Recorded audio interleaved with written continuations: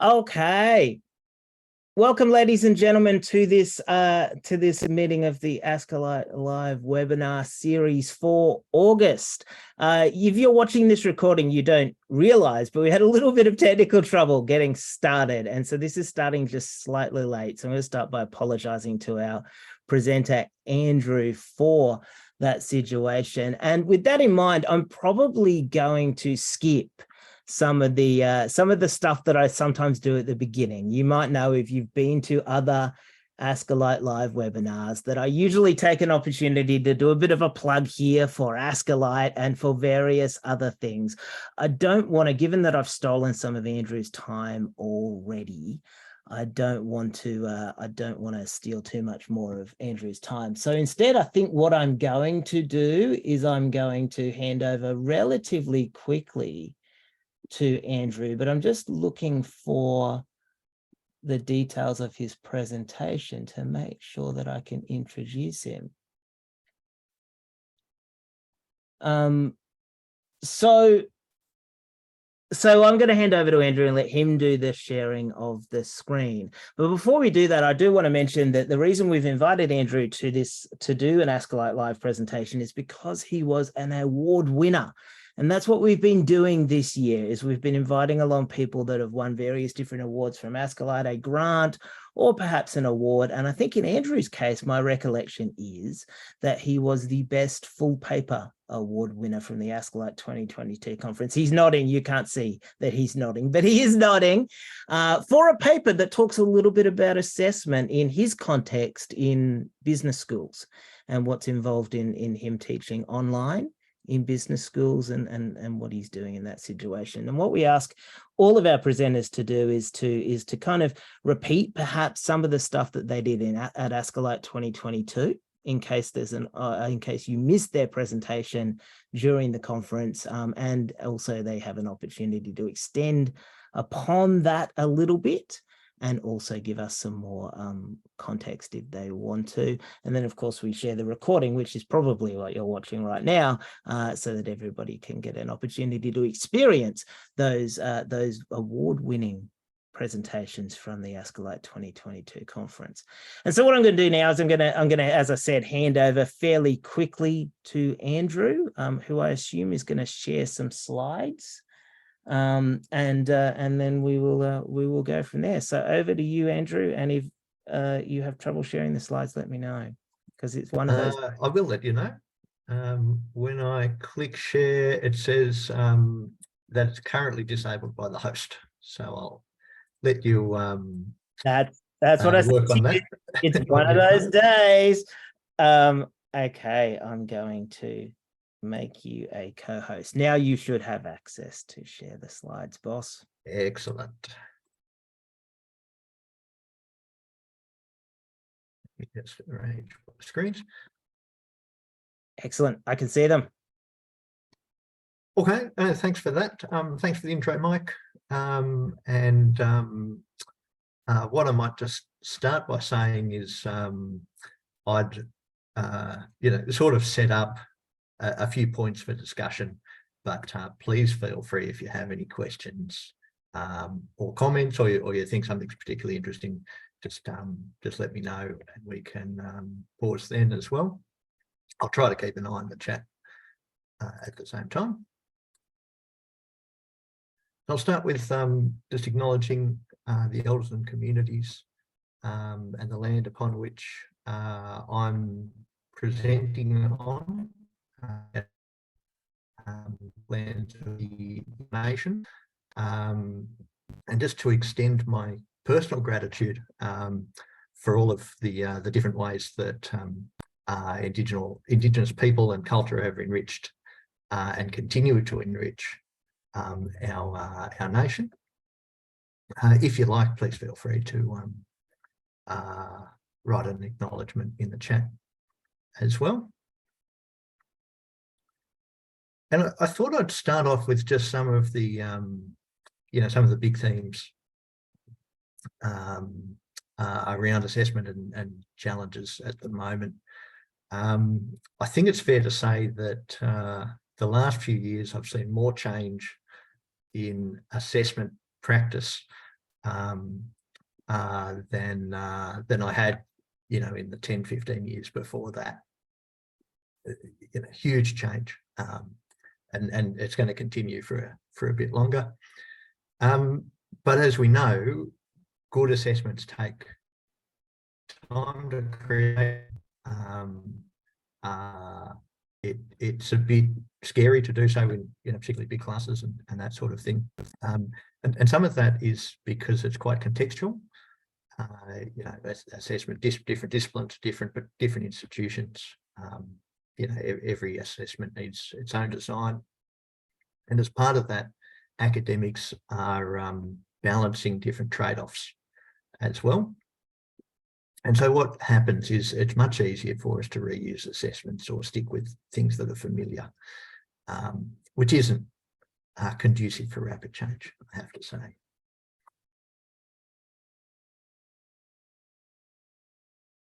So just positioning this talk in history. So, you know, wasn't it nice before COVID, where assessments just, you know, moved at a normal pace? There were program reviews, we'd all do continuous improvement. But then, you know, particularly in places that were heavily face-to-face, and business schools would by and large in that category, with the international students, online learning hit, and we all had to learn about assessing online. And then what I'm calling Snapback Plus, certainly in my institution, there was some move back to face-to-face exams, pen and paper, once that was possible again. But it wasn't a complete snapback. I mean, we're all very comfortable with Zoom as well. You know, there's our work practices have definitely expanded as a result of COVID. And now we're just starting to deal with generative AI as well, which is throwing up a whole different sort of context with assessment. So this research that I'll be talking about started back in 2021, and already it's feeling old. You know, some things still absolutely ring true, and other things have shifted. And we'll sort of reflect on some of that too. So I'll talk about two projects, and I'll possibly do this a few times, but I just really want to stress the collaborative nature of all of this. It's absolutely, you know, the individuals on the project teams and the collaboration that's come out that I'm talking about today. Yeah, so the first one, I'll go into the project more as we go along.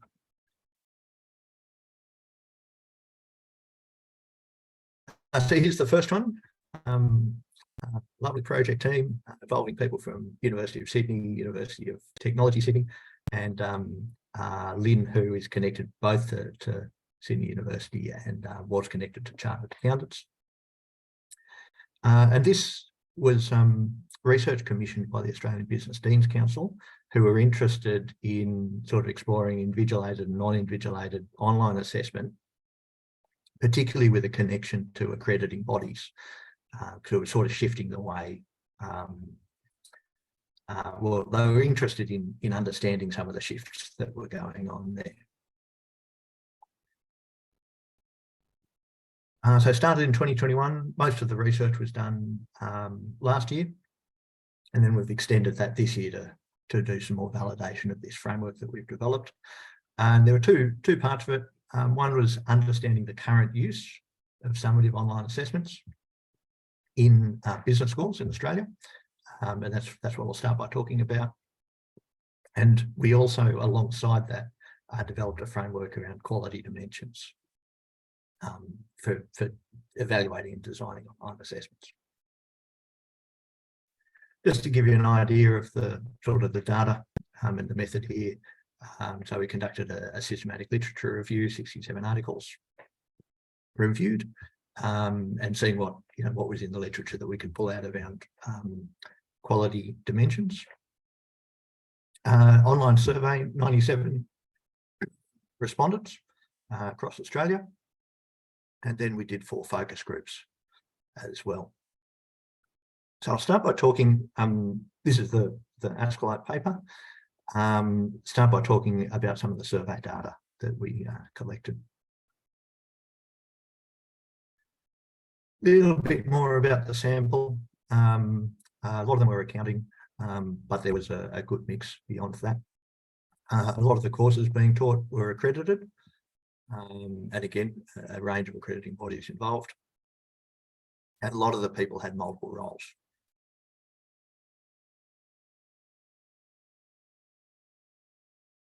So looking at what online assessments the respondents had used, definitely written and online exams and quizzes were the most dominant. And then, more performative sorts of assessments were a fair bit behind there. Quite encouraging that live and recorded presentations was quite high. Not a lot of sort of scope of use of quite a few different assessment types there. If we look at each respondent and then how many different types of assessment they've used, then we see another interesting pattern. Over half the respondents had either used 2, 3, or 4 different types of online assessment. And when we consider the, very high rates of use of written assessments, online exams, quizzes, and presentations, it's pretty likely that those 3 are in the mix there. But it is quite encouraging. Quite a few of the respondents had used between 5 and 8 different types, which is quite a diverse experience. And then a few of the respondents had used really broad range of experience. We looked into that, and they were program coordinators and educational developers. Looking at where the people were using individual or group modes of assessment, and there's a couple of interesting things here as well. It is perhaps not surprising that online exams and quizzes and reflective assessments are quite individual focused.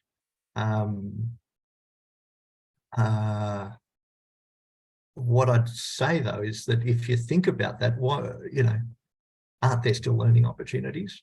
Are we actually missing opportunities for collaboration there? So I'll point to a couple of resources that people might like to consider. One around collaborative exams, and the other one around shared reflection. What I think I'd point out is with reflection, in workplaces, teams doing shared reflection, I think is on the rise and can be really powerful. So, might add a bit of authenticity to that as well.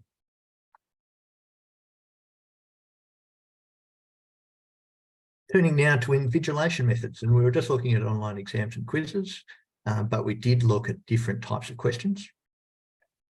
And the pattern's pretty similar for numeric calculations, multiple choice, pretty close for short answer as well. But then we get a bit of a different pattern of invigilation with extended written answers and essays.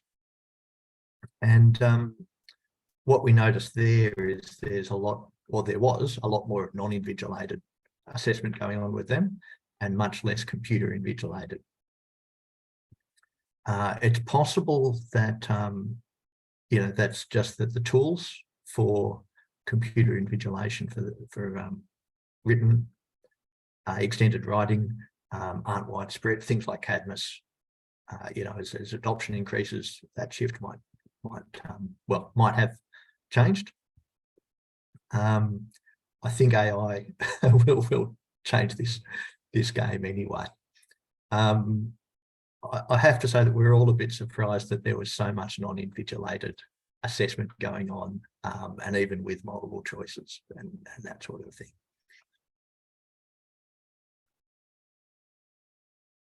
We did a few sort of statistical tests and found some significant results on the relationship of which assessments are used for what sorts of weightings and the size of the cohort. What it essentially boiled down to was that where there's higher weighted assessments, they're more often exams, quizzes, written assessments. So those types are more often used for over 30% weighting. And if we look at lower weightings and smaller cohorts, less than 100 students, then we found there was a greater diversity of assessment types being used there. So that's indicating that it's more difficult for various reasons to change assessment types and innovate more with either higher weighted or potentially larger cohorts. And we asked some open-ended questions around the challenges that educators are facing with online assessments. And doing a thematic analysis got us 13 different types of challenges. I think, these will look quite familiar to you, but it does, help emphasize the range and the different nature of challenges that people are facing. The switching from face-to-face to online modes does throw up a whole lot of things for people to work through, both for themselves with the institution and for students. Just going to take a really quick dive into 3 of these. So academic integrity, very well represented, with 16 respondents commenting on it. Only relate online exams, quizzes, and written assessments. And identity verification, collusion, and that sort of thing were raised. Additional teacher time and effort, no surprise, but I think it's relevant given that we're still in a period of change to just keep noting this. And student preferences.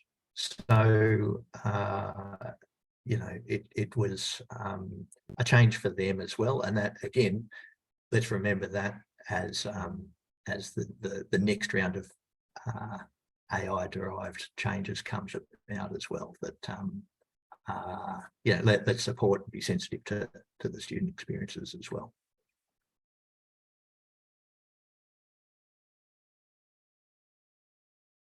So a few quick takeaways. Traditional forms are still very prevalent, and exposure to other forms is gradual but happening.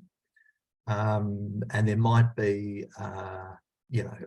more support required for the large stakes, large cohorts. Challenges are varied. How to deal with them is contextual. Where we got to with this is that introducing a framework to help people think about assessments and quality, where we're thinking is a good thing. So I thought I'd just quickly pause there and just see if there's any questions or comments at this stage. If you do have any, feel free just to ask or put them in the chat. I'm happy to leave if anyone else has any questions. I have a couple, but I'll let anyone else if anyone has any. But if not, I wanted to ask you a little bit about 2 things. Let me ask you the easy one first, right? I think the easy one, which is about the collaborative exams. I mean, obviously this comes out of Cradle. I saw David on the paper there. Yeah, I mean, don't people worry about the relative merits of each student involved in the exam? I mean, obviously, when we taught teamwork, that there's this issue that we always face where we say, well, you know, we've got 4 students in a team, but 2 of them are doing all the work. And so I think often what we do to resolve that is, as you implied in earlier slides, have them as lower stake sort of things, you know, the teamwork, right? Whereas traditionally exam is higher stake, you know, so if you're going to have a collaborative exam, how do you deal with that, that relative sort of work? And maybe that is a question for the guys at Cradle really, but obviously you know a little bit about it. So I'd be interested in how that works. Well, I think you've hinted at the answers as well. I mean, there's a lot of different balances and trade-offs going on. And I think that getting the mix across the unit and then across the program is the way to go. One of the things that, so I think the same sort of question will come up with generative AI. It's a lot easier to assure a student's learning when it's individual and invigilated. And that's whether it's a group or whether there's, you know, the potential for contract cheating or generative AI and any of that. But we can't do all of our assessment like that. And so how do we get the right mix of making sure that we're assuring the learning and that they, you know, are adequately meeting the outcomes, reaching the outcomes. The other side of that is how do we promote learning even in our summative assessments? You know, I can personally remember a few things that I've learned in exams when doing them. Doesn't mean I got the answer right, but I still recall those things. Yeah, so it's about balancing. Yeah, balancing the two. Interesting. And maybe the second question, which maybe is not harder. You mentioned right at the beginning, I can't remember what you called it. I think you said snapback, although I think you had a sexier title for it than that. Snapback Plus, I'm calling it. Snapback Plus. That you I almost put the TM on it. Yeah. Yeah. Do you think, I mean, is that you mentioned in your results how interesting it was that people were doing non-invigilated assessment mechanisms when they went online, and how you were quite surprised about that. And look, during COVID and the pandemic, when people went online, we seemed to, a lot of the times I felt that people dropped the invigilation thing. I didn't really think much about the authenticity question that we've just been talking about, right? Do you think Snapback Plus is the mechanism by which people feel like they're regaining that authenticity? Or is it academics being horrendously traditional, you know, the good old beard stroking, you know, leather patches on the arms we like, being back in the face-to-face classroom? What's the driver for that? Is it an assessment driver, or do you think it's something else? I think of it a fair bit institutionally and, you know, the broader settings within which we are doing and implementing online assessment. I think that with online exams and that sort of thing, the technology never quite, you know, got to that stage where it was seamless, easy to use, not problematic by causing hours and hours of extra time after exams for academics, and you know that students could complete it easily even on low connections in other countries, and like it never quite got to that. So I think that and I'm talking a little bit from University of Sydney, that they were quite relieved to be able to open up on-campus exams again, so that they didn't have to deal with the technology. So I think that individual academics had their own views as well, but that was the main driver. The system sort of view. Yeah, that's right. Yeah, which idealistically is about equity, but also, yeah. about making things easier if we were being a little bit pragmatic. Yeah, that's right. Yeah. And I think, I mean, Sydney has it's a sandstone university. It's pretty keen to get people back on. It's not. No, it's a nice university. I've been there a few times. You want people walking through the various different parts of Sydney Uni.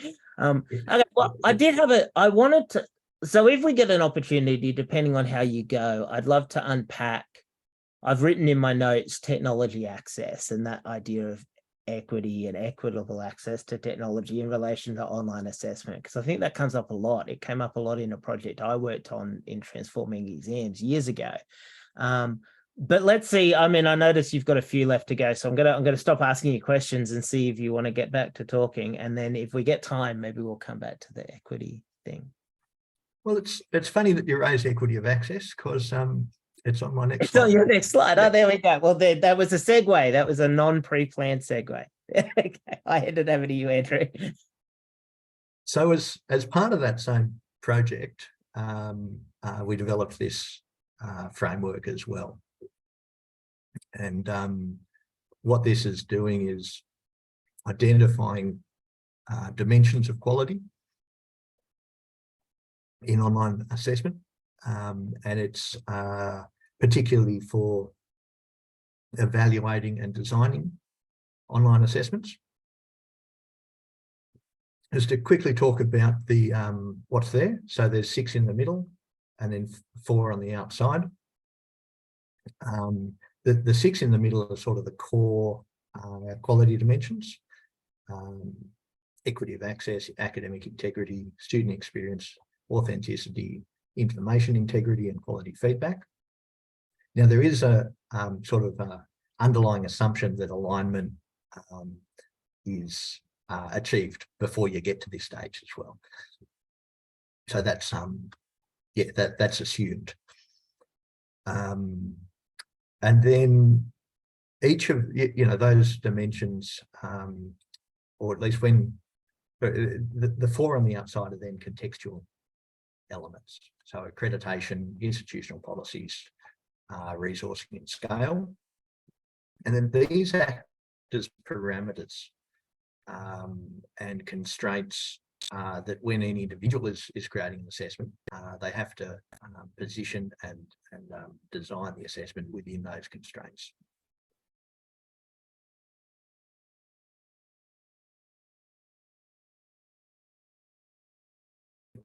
So again, very quickly to take you through some of the method that we followed to generate this.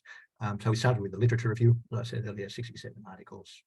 So that came up with 5 quality dimensions, and you can see that authenticity is in academic integrity. We decided to move that out after collecting more data, and also identified scalability and resourcing as contextual factors.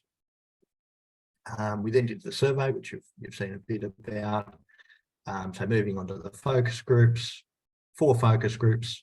By this stage, we had a draft version of the framework. And so we'd actually take that into the focus group, and people would, let's say, talk about individual reflective journals and their experiences of quality, and use the framework to talk about that. And what's interesting here, and again, talking to the challenges of online assessment, is that they were, a lot of what they were talking about could be understood as trade-offs between different quality dimensions.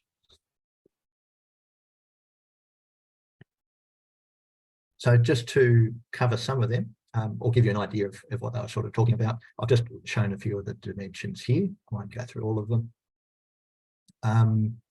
But take, invigilation. So invigilation helps with identity verification and that sort of thing in online environments.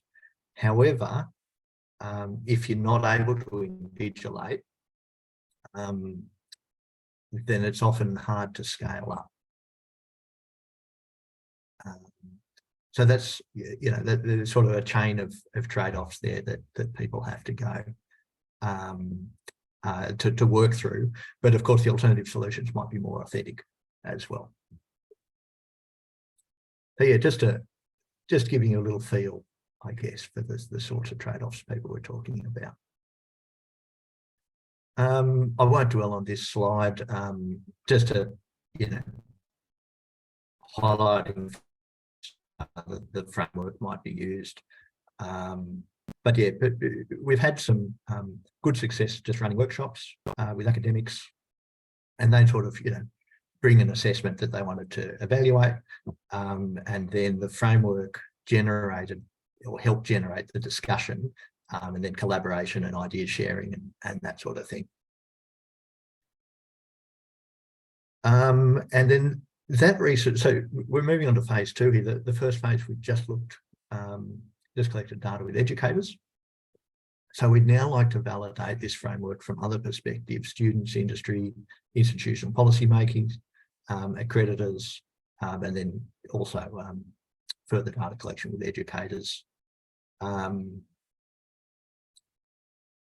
Yeah, we just want to make sure that if we're talking quality,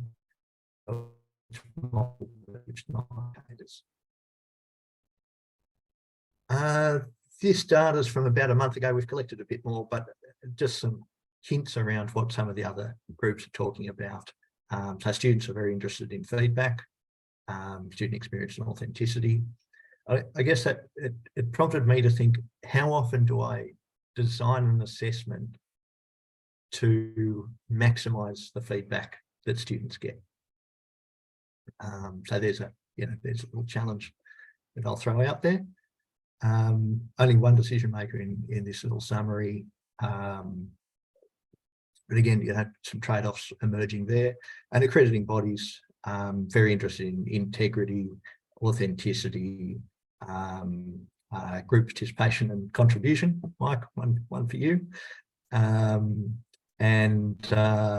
Interested in getting more options out there. They're not completely stuck on invigilated exams, but what they want is assurance of learning. They want to make sure that the graduates can do what they need.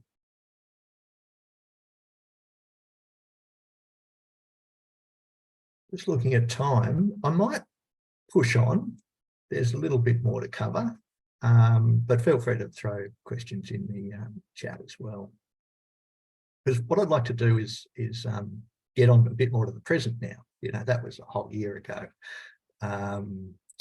So this is another project, the same group from University of Sydney, with a couple of people from Cornell as well. Just a shout out to the USyd Cornell Partnership Collaboration award there.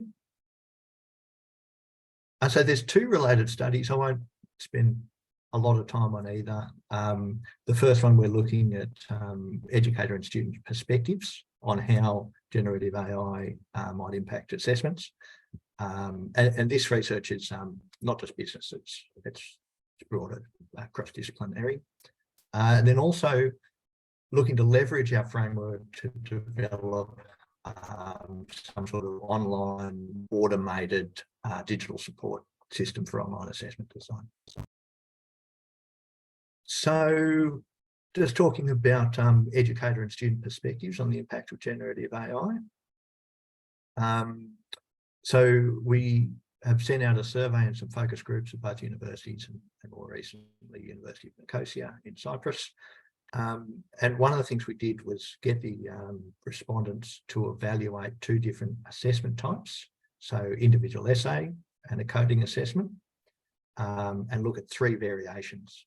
And you might have seen other people do similar things, but a standard assessment before ChatGPT, that same assessment once ChatGPT is accessible to everyone, and then what if we adapt the prompt, the assessment question?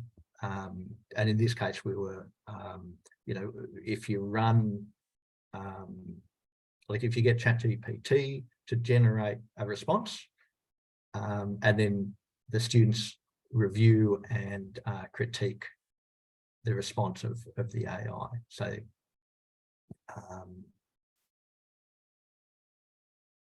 I'll just show a couple of slides of results. This one shows what are the expected impacts of generative AI on different assessment types for educators and students. Now we can see that broadly they're aligned. They expect the impact on to be similar on the same assessment types. Educators are thinking a bigger impact according to a 5-point scale, but there's alignment.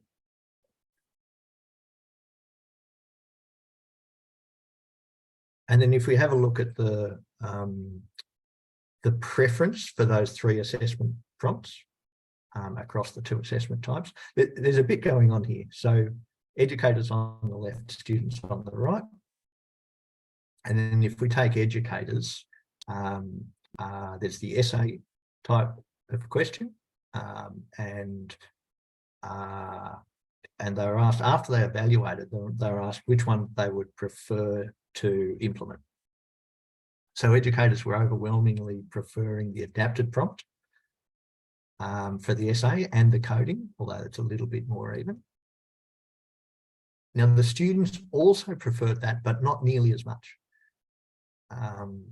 So the students were much more equivocal around whether the adapted prompt was actually what they were looking for, although they did still prefer it. I think there's a few things here. One is that there's hope that we can adapt our assessments to deal with generative AI. So that's important. But we do need to be talking to the students and not just thinking we know what's best. There were some really interesting comments by the students around their preferences, and there's a much richer and more diverse set of perspectives there.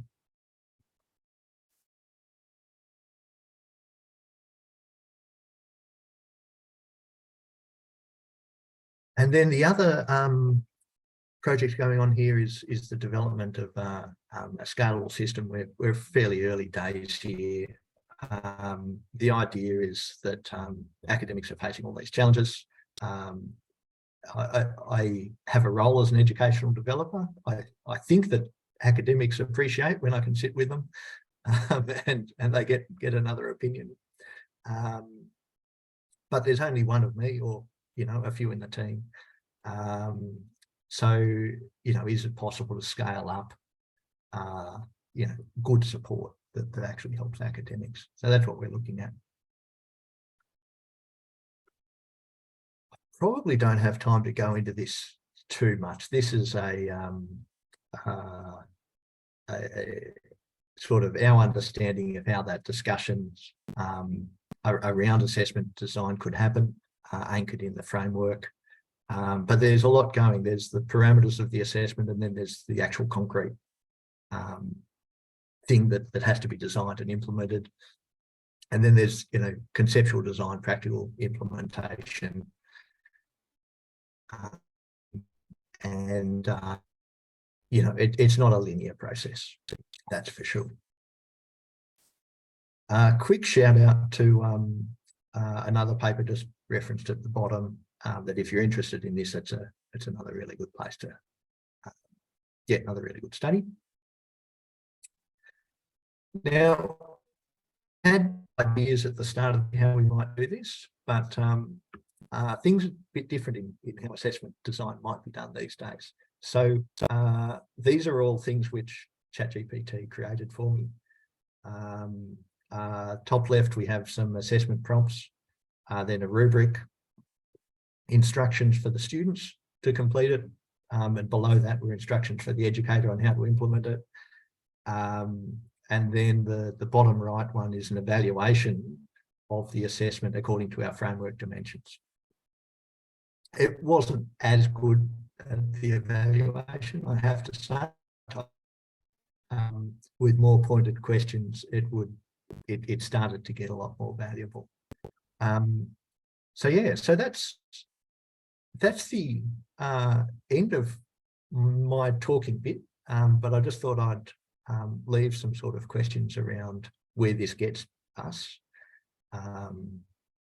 Does generative AI change how we should be thinking around what quality is and means in assessment design and online assessment? If AI can generate all of these things, so one of the things we were doing in the project was collecting examples. Is that still relevant? Do academics want to see other academics examples, or just generate their own that are more specific to what they need potentially? And so what areas of assessment design expertise should we focus on? A couple of other things, but I might be quiet and let people ask questions or make comments. Awesome. Well, thank you. First and foremost, thank you so much, Andrew. So I'm going to give you a virtual round of applause. I'm sure everybody else in the audience will do the same. Thank you so much for your time. That was a great presentation, a great set of presentations. So there we go. We got a couple of virtual applauses as well. A great set of presentations. And yeah, ladies and gentlemen, if you've got any questions for Andrew, feel free to type them in the chat. I have lots of thoughts, as always, right? And I mean, this question here that you've got up on the slide, we could spend all day talking about generative AI. The only thing I'm going to raise here, and the trick for you, Andrew, is going to be squeezing in a response in 2 minutes, is you're right, 100%. The quality of assessment design is an issue, right? It's so good at producing that assessment for us, and by extension for the students, that as academics, I'm seeing people say, well, let's make our assessment more difficult. Let's make our assessment involve more of the analysis and more of the evaluation. Which then comes back to that equity question that we were talking about before, which is, well, what about if the students are not good at using the tools or don't have access to those particular tools? And so I think it's going to make a massive difference to what we consider as the quality of an assessment design. But I can't see how we deal with it. I think what we're going to end up with is really much harder assessments under the assumption that students are using these tools. And that worries me. That actually concerns me. I don't know if you've got any thoughts in response to these questions you've got up, which are great questions, or whether I'm opening a massive can of worms. You said, Mike, don't do this. I think I opened it with the slide. Okay. I did mean to preface that I don't have all the answers in this area, but it'll be fun to work through them. What I'd say is that possibly the most important thing we can do is be talking to our students about why we're doing things and how we're doing things, and why them acting in certain ways will have certain advantages or not for them. I think that's really important. The other thing is that I think that the balance of assessments and how we do will have to change. That's going to be really difficult in some instances and easier in others. I would, there's different ways to get the assurance. And so sort of making it harder, making the assessment things that the generative AI can't do is one way, invigilation's another.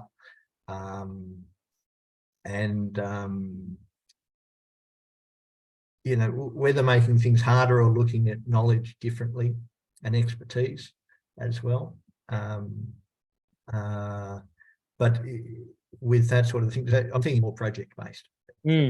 Like, AI is not going to be able to know what questions to ask in a project anytime soon in a sensible and contextualized way. But they're different skills for students, and so submitting them to the new things that are required will be one of the things there as well. Yeah, and I think you said earlier, talk to your students, understand what they what they want, what they're expecting. I've heard a lot of people talk about worry. I think you see some of the pessimistic academics assuming that all the students given these tools are going to cheat. And I don't think that's true, but I also don't think that we can tell students not to use these tools and hope that all the students are not going to use the tools. I think the answer is somewhere in the middle. And I think your advice to talk to students and understand what they're comfortable with using these tools with and how they think they should be used is important, because ultimately the vast majority of our students, maybe I'm idealistic, they want to do the right thing. They want to get their degree the right way, and they just need guidance from us on how to do that appropriately. So yeah, I'm on board with you totally. I'm very conscious that we're almost at the end. If anyone's got any last minute burning questions they want to type into the chat, or indeed if you just want to ask Andrew, that's fine too. But I always give people the option to type in the chat if they'd like me to be their their voice, if they just want to type. Otherwise, I will say again, thank you so much, Andrew, for coming along and presenting. I didn't get a chance to show my slides, ladies and gentlemen, the promotee ones, but I'm going to remind everybody that the ASCILITE conference in Christchurch, New Zealand is only 3 months away, or kind of more like 3.5 months away. Papers are already in. The call for papers is closed, but it's still there's still an opportunity for you to register to attend the conference if you'd like. And if you've got a paper in, of course, you'll hear back about the acceptance or not of that paper relatively shortly. So go and have a look at the website. We're really looking forward to going to Christchurch and doing the conference in New Zealand this year. I also noticed that Andrew has thrown up a slide, which he might want to talk to just for a minute. Tell us what he's thrown up there. Yeah, just if you're interested in reading more about any of this research or the framework, then I've just listed and put some QR codes for the various publications. Awesome. That's magic. Thank you so much for that, Andrew. I took a couple of sneaky screenshots as we went along, so it's good to have the actual presentation. But again, thank you so much for your time. I'm going to stop the recording, ladies and gentlemen, and say thank you, everyone, for attending. Thank you, Andrew, for your time. Keep an eye out for our ASCILITE live webinar in September. And apart from that, enjoy your day and enjoy your month. And I'll see you all probably at the next one. Excellent. Thanks, guys. Yeah, Carmen. Thanks, Mike.